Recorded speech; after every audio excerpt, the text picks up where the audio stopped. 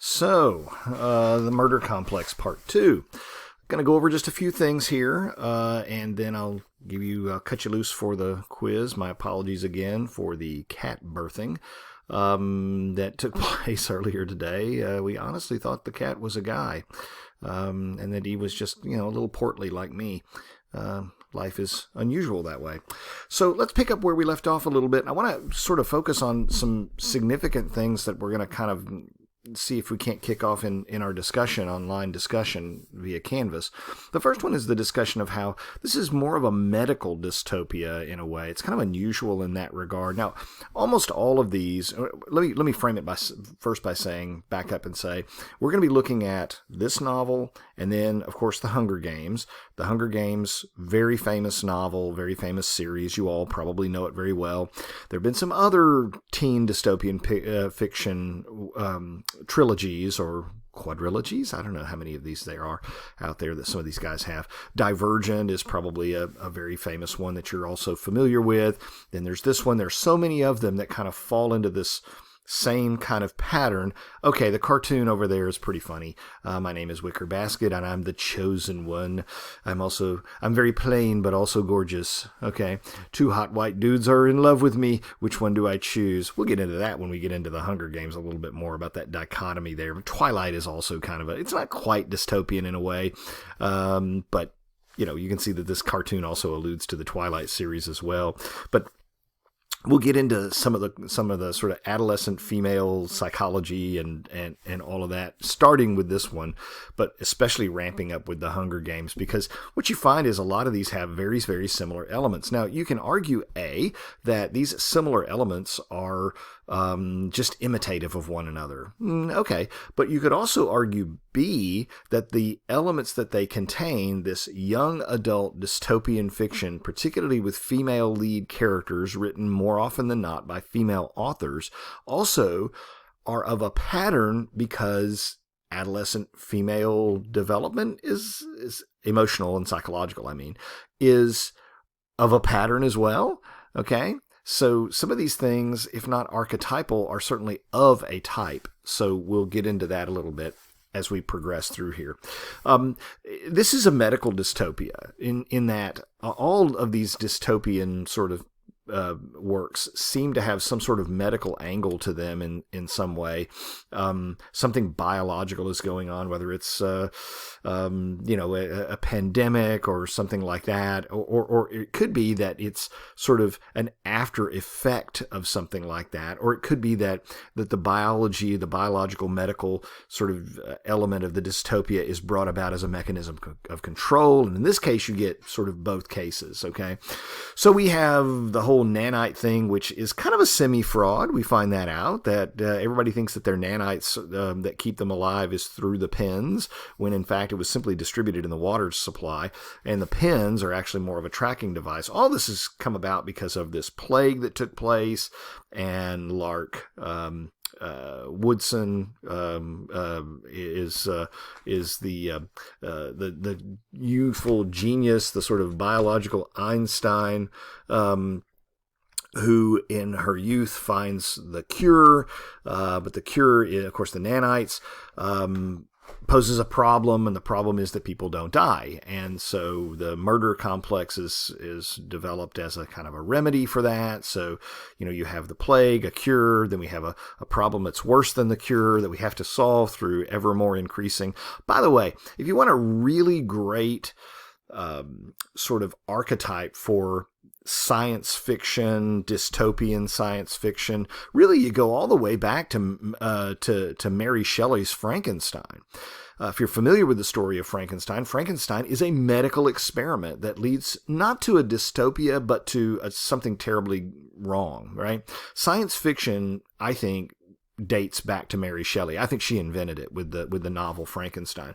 What is Frankenstein about? It's about creating something, a human being out of different parts, and the story. It's like he's just kind of pieced together, and then the creation becomes a threat to the creator. And of course, there's a moral tale behind that. And I would argue that with most of these dystopias, there is a moral or an ethical component to them about overreaching, right? When Dr. Frankenstein creates his monster, what he's doing is he's playing God, right? He's creating something that human beings shouldn't, but because that came at the time of the Enlightenment of the scientific revolution, the current state of thinking was there is no bound, there is no limit to human ingenuity, there's no limit to what we can do, and the hubris behind that is what science fiction frequently critiques. A lot of science fiction is very critical of science itself. Think about that for a minute. If you're familiar with sci-fi, it's not a genre that I'm really all that big about, but much of it is critical of science or scientific reasoning, or at least the decisions that flawed human beings make with regard to science. Okay, so she's kind of melding this a little bit because she has so much emphasis on the medical and scientific in this piece. You get a little bit confused, I do anyway, with some of the ins and outs of it.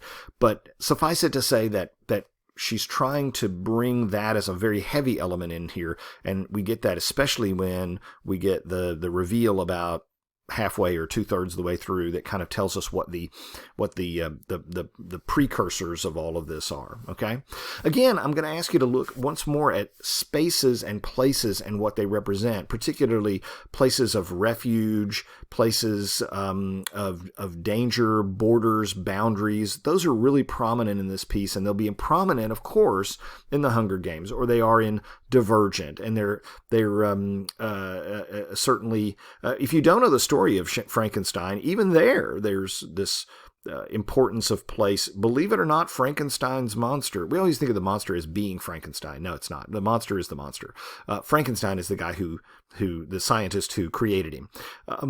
It ends up, believe it or not, in the Arctic. You got Frankenstein wandering around on top of glaciers and crap. It's a little weird, yes, but it wasn't designed to be realistic. But look at places and what they represent. Places represent different realms of authority where different rules apply. So different people are in charge of different places. Even if they're in a sort of subordinate manner, they're still governing those places. The shallows, the graveyard, all of these different kind of places. Where the resistance is located, the cave. Okay, so different places are owned by different things. This is a very tribalistic kind of thing, right? This is kind of a Game of Thrones thing. I'm not a Game of Thrones fan. I've never watched it, but I know enough about it to know that there are different kind of kingdoms and different sorts of things, and that so it's tapping into a very primal way of thinking about the world that is geographic, territorial, very territorial. And so when we think about the territory that they control, we also need to think about who are they controlling it and what are the rules of those places.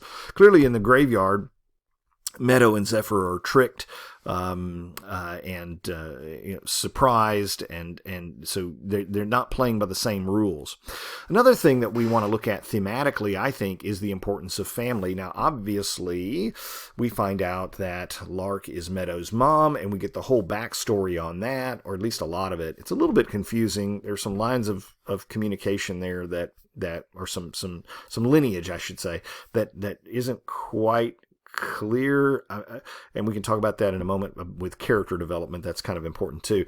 But there's if the society is dysfunctional, so too is Meadow's family, right? Obviously, it's gone wrong. A family is supposed to be mutually supportive. It's supposed to be nurturing. It's supposed to be caring for one another. It's supposed to be protective, like a society should be.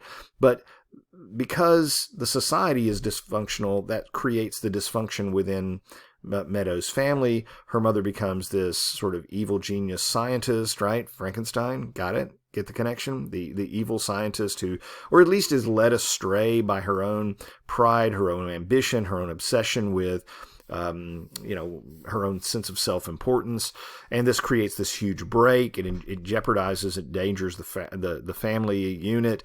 And then we also see that, and as a result, we see two things emerge. And the wards, by the way. The wards are allegedly orphans.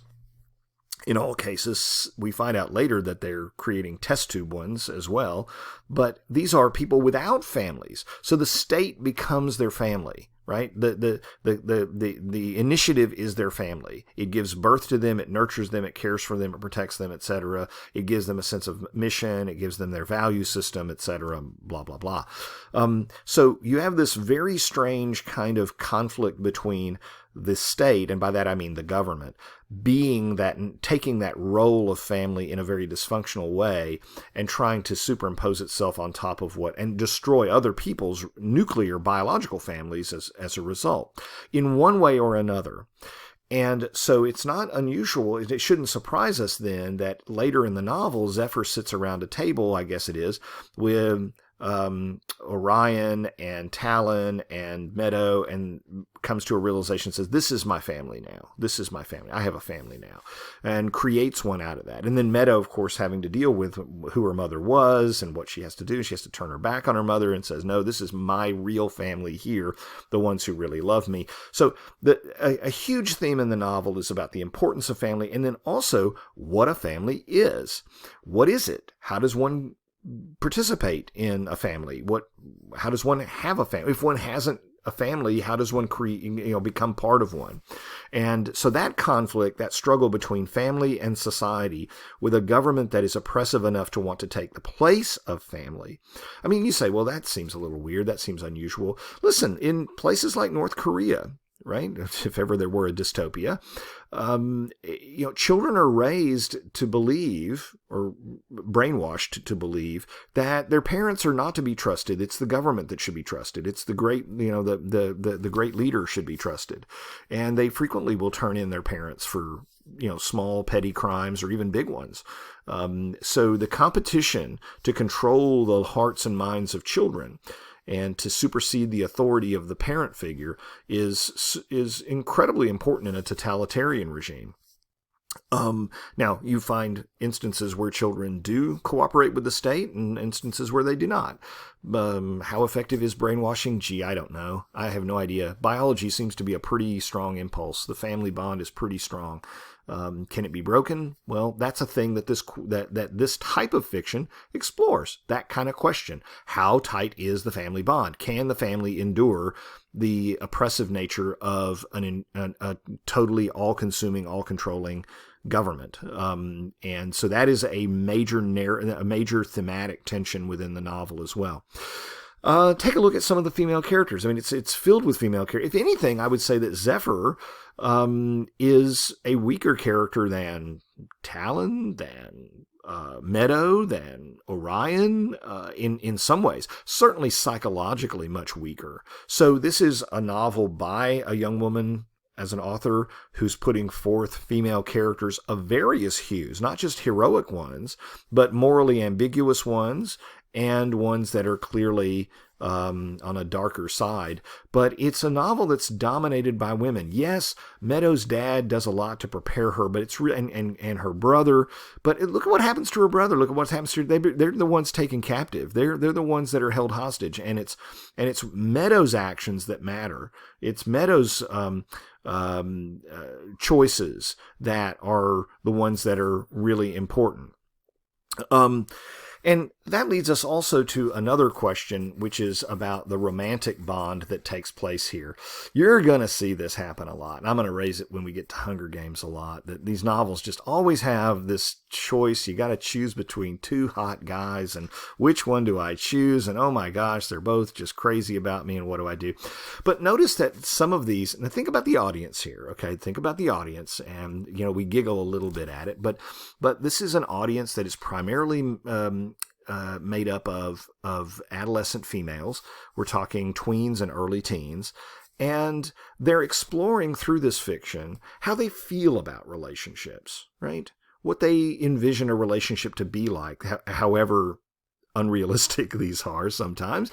I guess if you're, a 14-year-old or 15 or 16-year-old girl, it's kind of nice to have two hot guys, competing for your affection. I suppose that's kind of a nice thing. Certainly keeps their attention if you're reading this and you're like hoping to figure out which one they would choose and trying to figure out which one you would choose. Which one do you like better? Kind of thing. But it does put forward in the mind of the young adolescent female reader that very important choice that women have to make frequently in life. Which one of these guys will I choose? What am I looking for in a potential life partner? And that is an issue that you see in adolescent female fiction that you sometimes do and sometimes don't in adolescent male fiction. But it's a very important piece, not just of romance literature. Now, a lot of people give that, a lot of people want to sort of knock or make fun of adolescent female literature because it's always obsessed with romance, right? And aren't girls interested in more than romance? Yes, of course they are. And yes, I think there are a lot of different types of novels and short fiction and even film that explore things that girls are interested in other than romance. However, I don't think we should necessarily make too much fun of it because it is an important life choice. What the fiction is trying to do is to give young females some sort of intimation of this very important bridge they're going to cross into adulthood, and that those choices that they make are very important. And the time to clarify preferences and is before you make those choices. So in a way, this kind of fiction, it tries to equip girls with at least an experience of what lies ahead in some cases in life, that the choices that we make have great consequences. Why doesn't adolescent male fiction do that? Oh, I guess it does to some extent. But, we can all get into like the cultural anthropology of that if you want to, but it certainly is. With adolescent male fiction, it's all about the girl and winning the girl or saving the girl, being the hero for the girl, getting the girl to like you or whatever. It's the girl. It's not several different ones. It's all about that. But these novels tend to have more than one possibility, more than one door that you can walk through. Which dude will it be? And in this one, now, you don't really have that. You have Zephyr and Zephyr only. But if it doesn't give us that romantic choice for the reader, what it does do is it gives us the choice of whether or not to allow the bond to take place, should you. And so in Meadow's case, because she is simply trying to preserve the family she has no time for, she has no interest in, survival itself is at stake here. And so the question of whether or not I want to have a date to the prom kind of thing, or, have a relationship, is very, very, it's not even on her radar screen. So what we have in this case is an author who's putting forward a narrative with a character that is consumed with a mission, consumed with a particular set of priorities that don't include this. And the question then becomes, can she find time for a relationship? Can she find room or access to her most innermost feelings for a guy, right? So the reluctance is there. It's not a choice between dudes. It's a choice between whether to have something there romantically or not. Is there room? Is there time? Can you afford this? Is there something more pressing in your life than that right now? Or is this something that can happen? And so, of course, in the great kissing scene here with Zephyr, she's very reluctant, but eventually says, oh, wow, it's like I was alive for the first time in my life. Okay, all right. So somebody turned the light switch on and she decides, hey, this isn't bad. Maybe I can find time for this after all. And so, and what's really important here is that also the question is whether you can afford a romantic bond. Is it risky to do that? Does it risk your life? Does it risk your heart? Right? In a world where the state, the government controls everything, are you just setting yourself up for heartache because you're never going to succeed in being able to foster this kind of relationship at all? Remember, Superman, no one knows Superman has a girlfriend. Why? Because if they ever did, they would kidnap Lois Lane, and there's Superman who's emotionally held hostage. The only way he can end up having a relationship is that he does it as Clark Kent. But if anybody ever find out that Superman had a girlfriend, oh man, he's totally blackmailable. You can kidnap her, all of those kinds of things. So So there's that tension between should I have this relationship because of my circumstances or my world. So those are some things to think about. I think there are some characters, if I could critique this for a few minutes, and I don't want to be too harsh, not just because I know the author, but because I think once again, it's not geared for adults. It's geared for adolescents.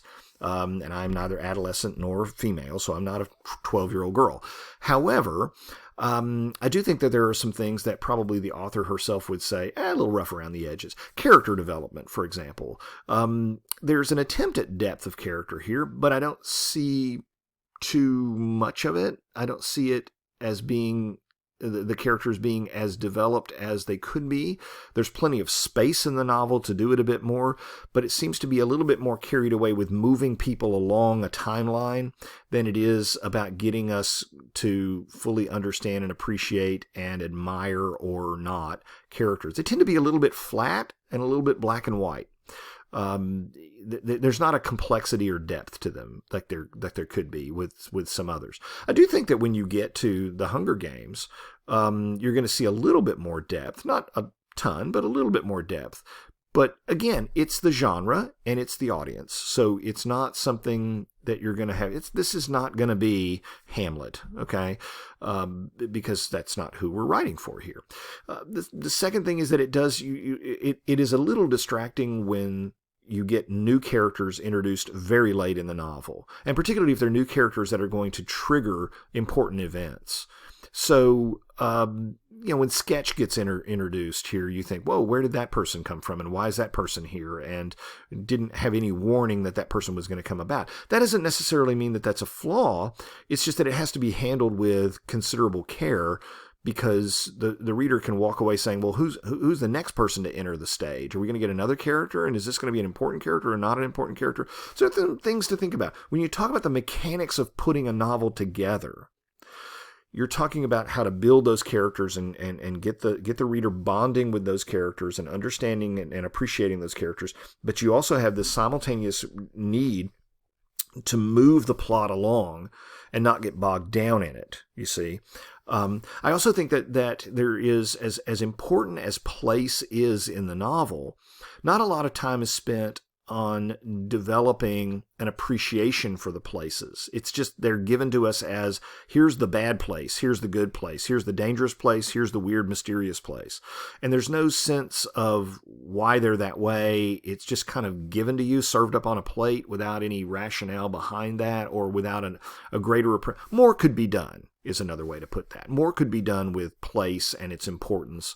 There's no sense of deeper thematic, symbolic goal here, right? There's not a use of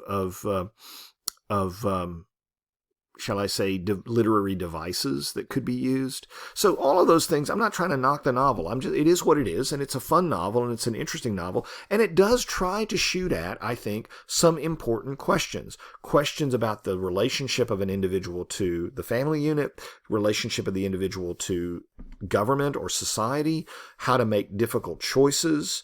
In this case, not a choice between the two dudes, but a choice between one's duty and one's obligation and one's mission in life, and then what one might consider to be fulfillment, right? Meadow is not about fulfillment. Meadow is about just getting there.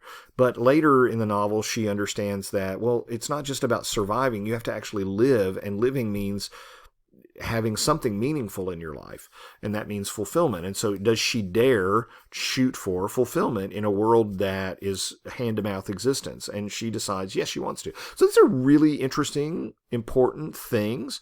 They're being offered up to an audience that is beginning to be permitted to make choices in their lives, right? That's because when you're 12, 13, 14, 15, 16 years of age, that's the age where we begin to tell you, well, now we're not going to tell you what to do all the time. You have more autonomy, not complete autonomy, but more autonomy. So in a way, this kind of fiction is designed to help that process along for that reader by giving them a fictional world wherein they imagine themselves as the character having to make important decisions. And so it's a safe place to do that. right? You're not thrown into the world like that in a dystopian world. I would hope not. To make those decisions in real life, you get to imagine what it would be like to make those decisions and play that out in your mind, and frequently talk it over with your friends through, chat rooms and junk like that, and fan clubs and things of that nature that they do. Okay. So I'm just trying to give you an appreciation of that. What we're going to see with the Hunger Games, I think, is going to be probably what I would consider to be maybe the apex of this particular genre / subgenre. And we'll see how well she does at it. I think most people really love the novel and the series. What I would also add is that if you've chosen this particular novel or been assigned to this particular novel as your film scene, choose the scene that you think we could actually make this thing come alive. I don't think you should feel duty bound to stay absolutely 100% in line with what you're presented with this novel. Take some liberties, go ahead and take some latitude to say, okay, we're given a fairly flat character in this scene, or a fairly awkward transition in this particular, but I think our group can make this come to life and flesh it out in film, maybe even an improvement in the way it's presented in the novel. Don't be afraid to do that. Don't be shackled to the novel. Take some liberties. It's okay to do that. How would you take a scene where something happens and it's not quite as impactful in print, and yet the medium of film would allow you to do something way more with it and maybe flesh that out and give it more color, more life, more believability, appeal to people in a visual way, because that's what film will let you to do.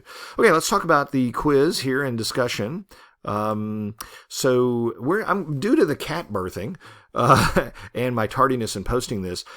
Please submit your quiz answers and post your discussion responses by 10 a.m. tomorrow, March 31st, right? Not midnight tonight. You guys can have a little bit more time because I was late getting this up. The quiz is 3 questions. Who is Kansas? What's the motherboard? And who is the protector? Who is the protector? Who is that person? We find that out late in the novel. I'll give you that little hint.